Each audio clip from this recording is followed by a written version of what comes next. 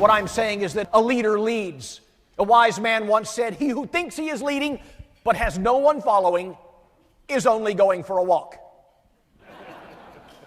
You see, you are not a leader simply because somebody puts the title supervisor or manager on your door or your desk or your business card or your job description. You are a leader in direct proportion to how many people are following you and the degree to which they are willing to follow you.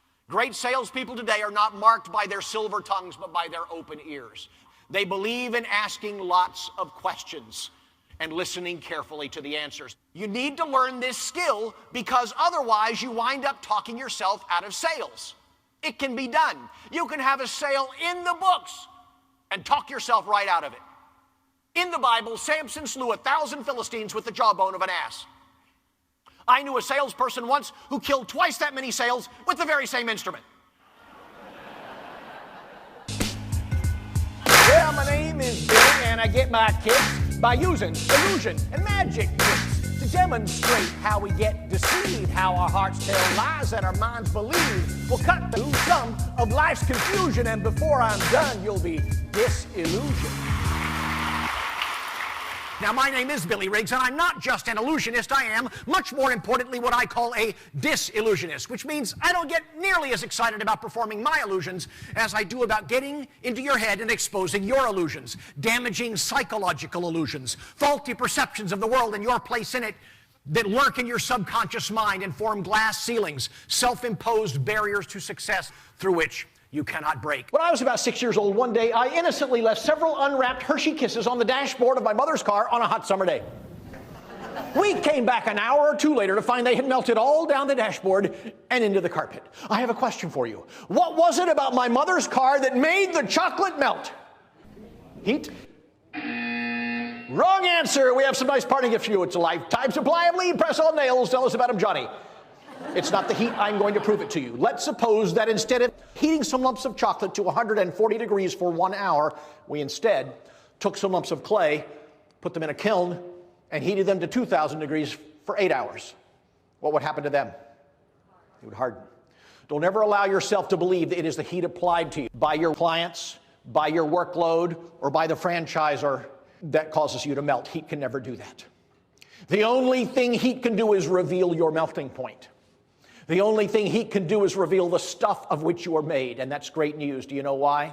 Because unlike the lumps of chocolate and the lumps of clay, you and I as human beings have the high privilege and the incontrovertible right of choosing our own melting point, of choosing the stuff of which we are made. Billy was awesome. I really liked the illusions and the message that went along with illusions. I thought he did an excellent job. Mesmerizing. Still a good strong pulse? Yes. Okay, that's a living person. Take the last piece of paper and hold it to your forehead. Ladies, did my pulse stop? Yes. Yes. That's the deceased person. This is your father's brother's son, correct?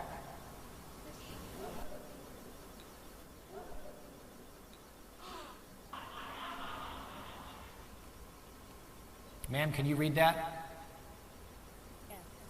Yes. SS? Are those your cousin's initials?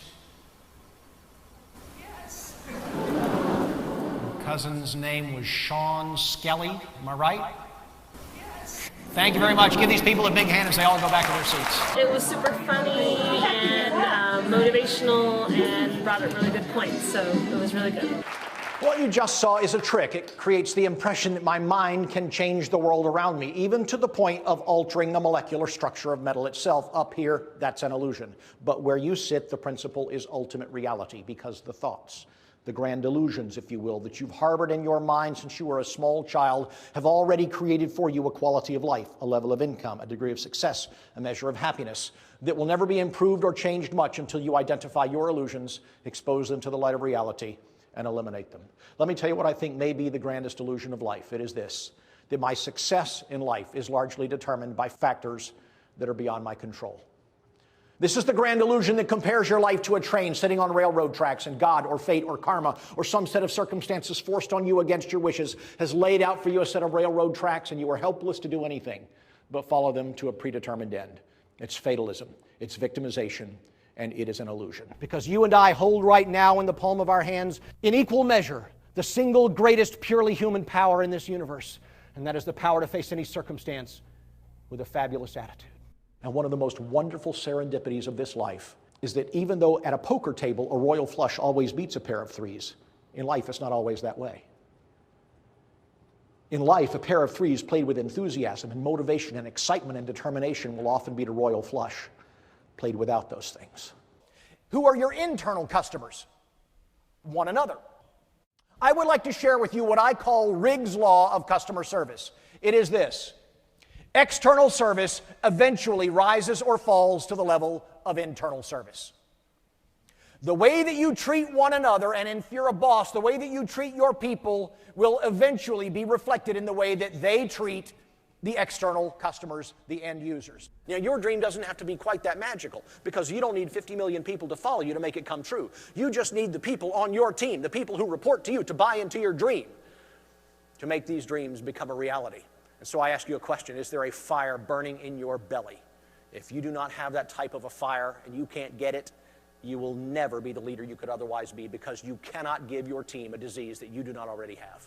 It is the eternal law of life that if you choose to get up every day with your head in the wrong place and say, my glass is half empty, it will get emptier.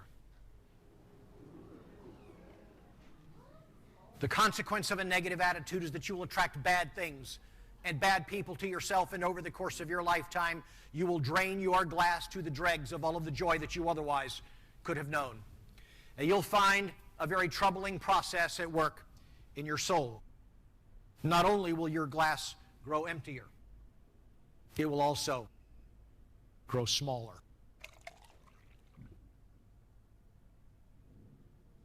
By virtue of a fabulous attitude, you'll attract good things and good people to yourself, and over the course of your lifetime, fill your glass to overflowing with all of the joy that life can contain. Okay, last time. This is your brain. See that, have that commercial in South Dakota. This is your brain on a bad attitude. And this is your brain on a good one.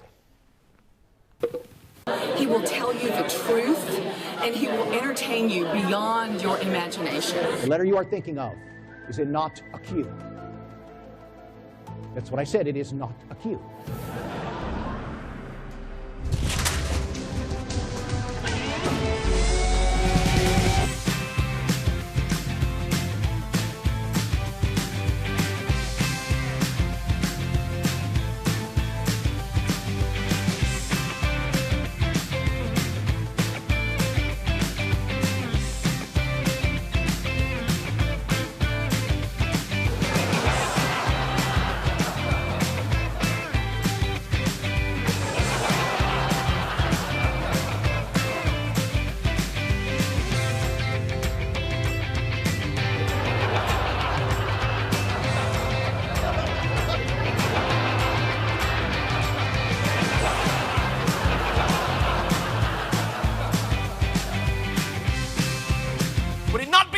If before your eyes I could take those 2 sealed, signed envelopes and transform them into 2 screaming chickens?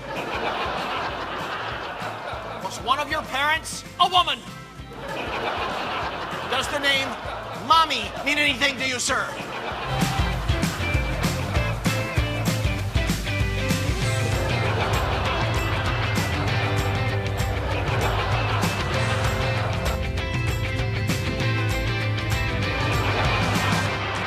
Sir, please toss me that book, if you will. On 3, 1.